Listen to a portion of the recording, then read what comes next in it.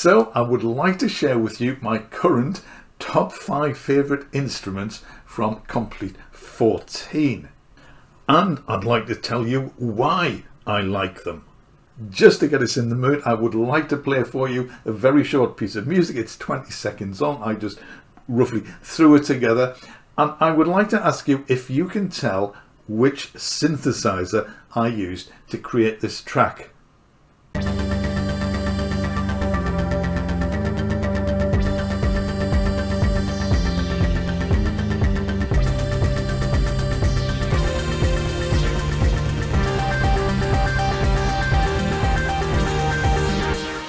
The reverb is part of the instrument. There's absolutely no external processing on this track. Now, I would be incredibly surprised if you heard that and could say, oh yes, that is such and such an instrument. And that is sort of the point.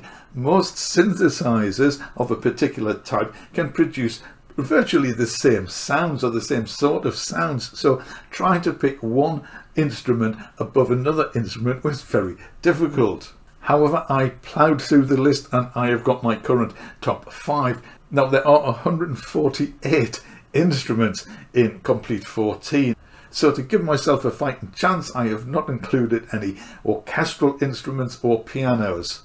So these are essentially a choice from the synthesizers and what Native Instruments calls cinematic instruments. So it's a bit of a shorter list to work from.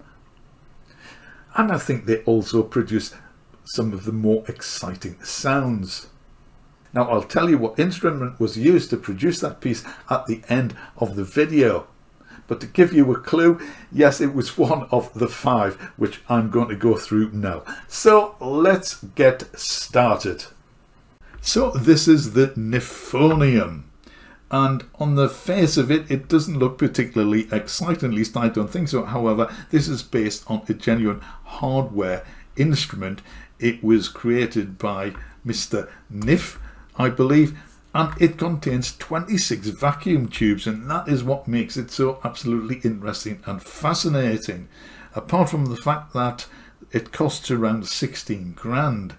And if you thought the Yamaha CS80 was rare, I heard somewhere that only 24 of these have been built so far. They are hand constructed. It is a monophonic synthesizer, essentially. On the face of it, it's a fairly standard subtractive synthesizer. You can see the oscillators and filters and envelopes. It's got sample and whole ring modulation. Now, this is a monophonic synthesizer, which the hardware one is. But one of the great things you can do if you are a software synthesizer is to add additional features. And this one indeed has added additional features. It has an effects section. Let's pull that up. And this is really neat because the effects are represented by these little pedals. So I'm not going to go through the whole thing in detail, but you can add and subtract, and you can even remove the effects altogether. And yes, what else does it have? Yes, it has an arpeggiator, as you can hear. And the effects are bouncing this around the stereo image. As well as that, they have increased the polyphony. You can play sounds up to 8 notes. The addition of all these features actually makes this far more powerful than the original hardware unit. You can switch all these off, but this is what you're left with. So I really do think the addition of the effects and the arpeggiator increase the, shall we say, the interest in the sounds enormously. However, the main fascination with this instrument is undoubtedly the fact that it is based on vacuum tubes.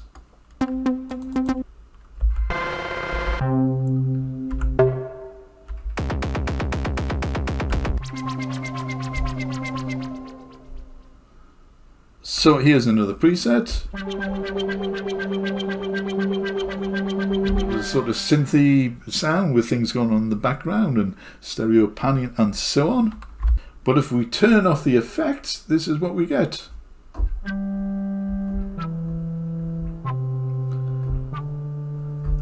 So you can use this either as an original Nifonium if you want to, or use it as the soft synth it is with the effect on the arpeggiator. So although I really think the extras really make this instrument, I am still fascinated by the fact that the original is constructed from vacuum tubes.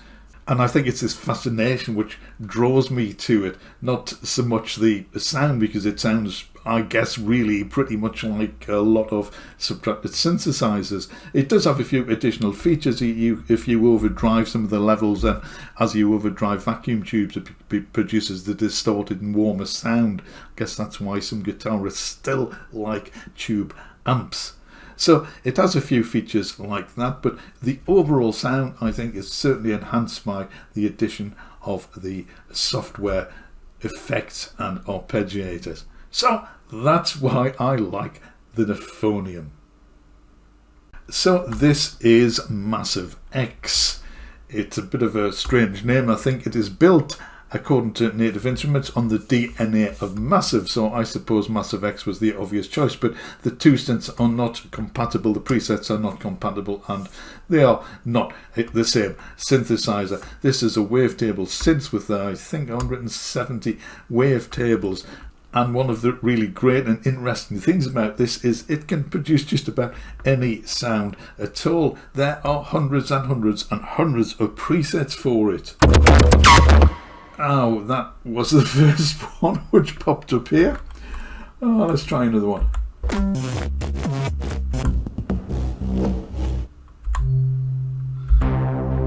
And of course, I'm just stepping through these alphabetically, which does nothing to give you an idea of the range of sounds it produces.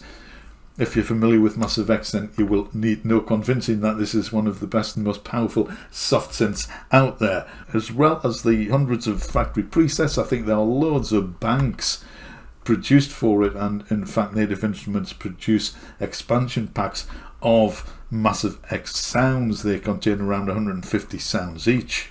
Here are the banks, and you can see there are factory preset libraries down here, and also expansion packs. Now these come with Komplete 14. I haven't installed them all, only a few, and they tend to have themes. So the Fade bank, for example,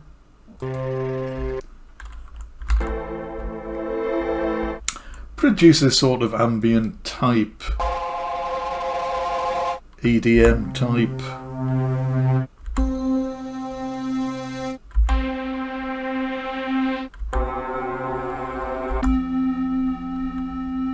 sounds. So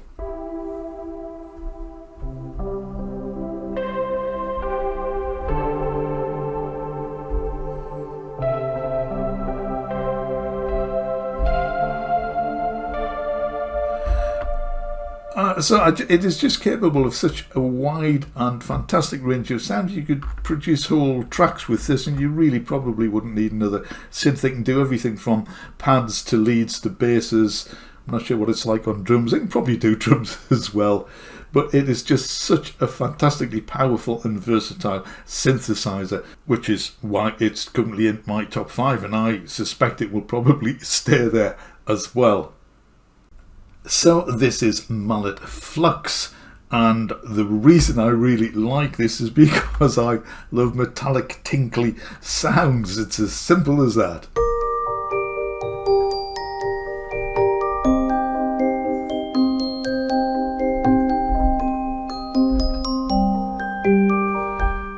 I just think they are absolutely wonderful. These are the presets, or some of the presets.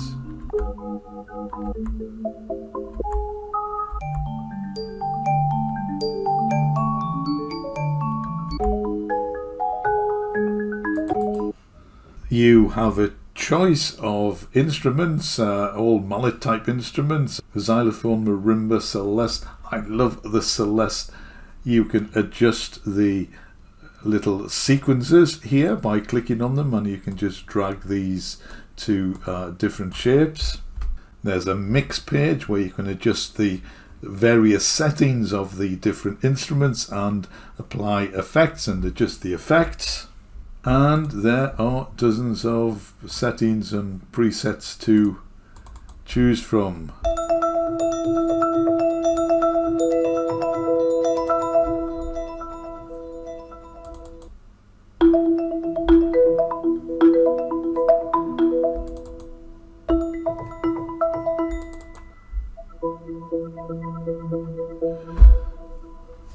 This is a simple preset I set up myself.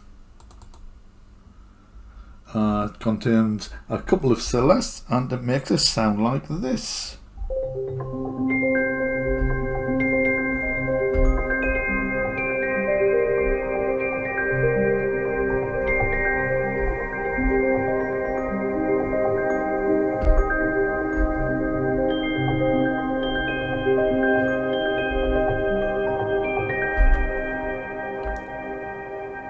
And I just love these tinkly sounds. You can hear that it's got tons of reverb. I put tons of reverb on it, and it's just a couple of celestes, and it produces an absolutely fantastic sound. So that is why I like Mullet Flux. This is Mysteria, and it's based on voices. This is the first preset.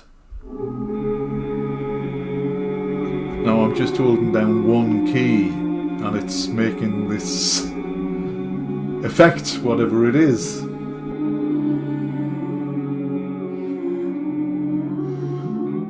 Okay, so one of the really interesting things is that this, well, it has these two pretty scary faces, and this XY controller. Let's select another preset just for variation. That's heavy. Let's go with that. You will notice that the faces change as you change presets. That's a nice touch. Okay, so this is an XY controller which you can pick up with your mouse and move around. On the left side it favours the left voice, on the right side it favours the right voice. Now let me just play a note. I'm going to put this at the bottom. Let's just do the left voice. At the bottom the voices are quite, shall we say, restrained. As you move it up they become more agitated. I say they become more hysterical. See what you think.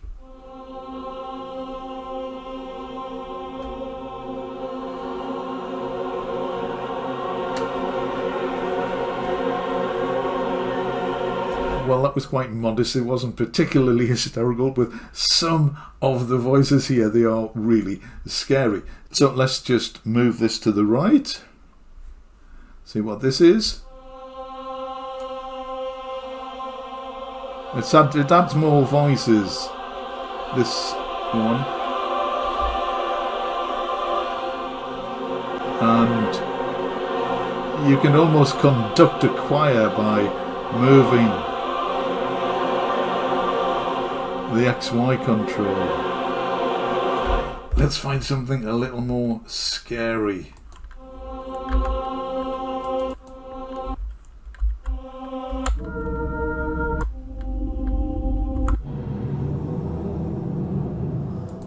That sounds quite ominous.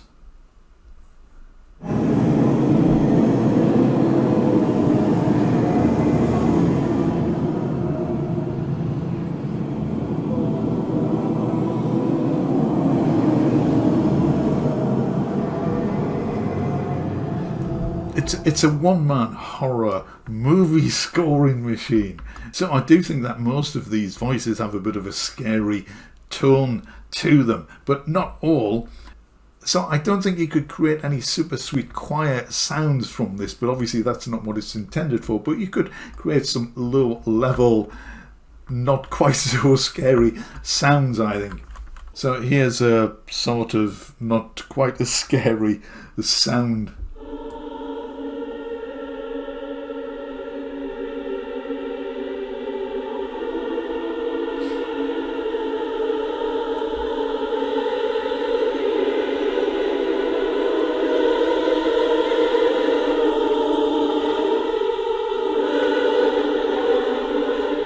So even if it's not perhaps quite so scary, you can hear that it gets more intense as you move the controller up to the top. So there's actually a lot of controls here which I'm not going to go into. They select different voices, and you can balance the voices and put them together in different layers. There's all sorts of stuff you can do with them.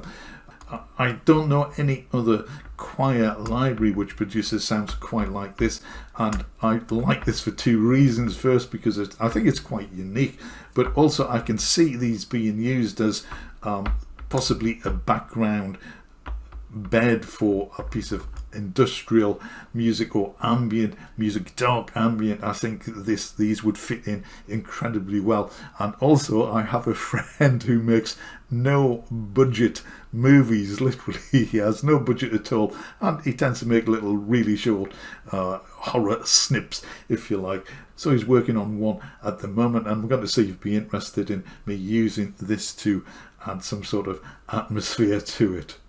So that's why I like Mysteria. So the last one in my top 5 is Electric Mint. And it was a bit of a toss-up between this and Electric Sunburst Deluxe. Now, I have the original Electric Sunburst. It's been around for about 4 years now. I think it was in my version of Complete 12. I really like the guitar, and one of the reasons why I haven't really used them is because I found it quite difficult to find exactly the strumming pattern that I wanted to fit in with a particular piece of music. That's probably down to me, because there are dozens and dozens and dozens of patterns in these instruments. So I thought I would take another look, and I just sort of settled on Electric Mint. So let's just have a quick look at some of the sounds.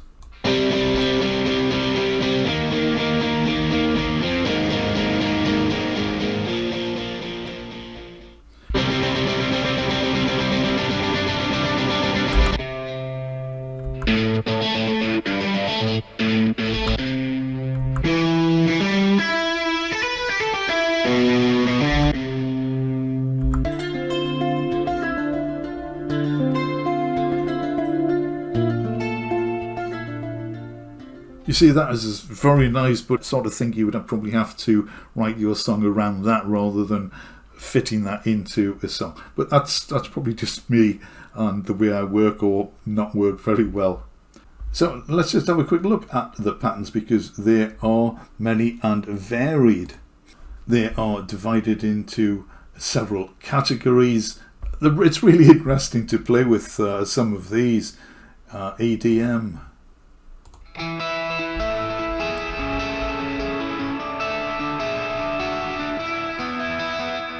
I'm not sure how EDM-ish that is, but it's interesting.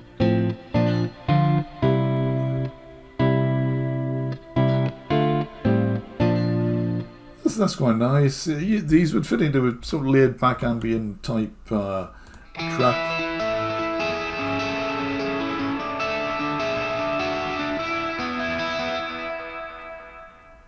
They've got funk and they've got rock.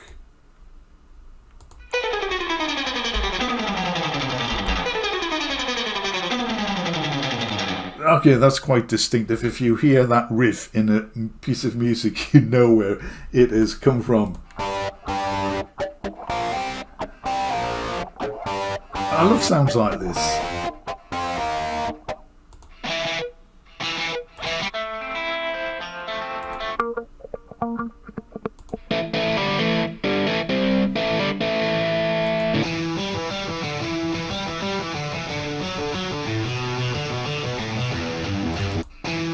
Okay, so lots of riffs and sounds. There is a lot of control over here, over these. You can choose chords, you can play your own chords, you can select a pattern and then select a different guitar sound to go with it. The variations, as they say, are endless. So given the flexibility that this has, I am looking forward to attempting to put a guitar track or part of a guitar track into a song. So that is why I like Electric Mint, as well as some of the other guitar strumming pattern instruments. So did any of my choices surprise you? I think you are possibly more likely to be a little bit surprised if you've seen some of my other videos. So I'm pretty sure you worked out which instrument was used to produce the piece I played at the beginning of the video. Now, it could well have been Massive X, I guess, as that can produce just about any sound, but it was in fact the Nifonium. So let me know what your favourite instrument or instruments are from the complete collection. I think it's really interesting to know what gear other composers and musicians use. Thank you for watching. If you are still on the fence wondering whether to upgrade to Komplete 14 or not, or indeed whether to buy into the Komplete system, I have a little video here which you might find interesting, so check that out. And if you'd like to know my at-a-glance reaction to the 20 synths I really wanted in Komplete 14, check out this video as well.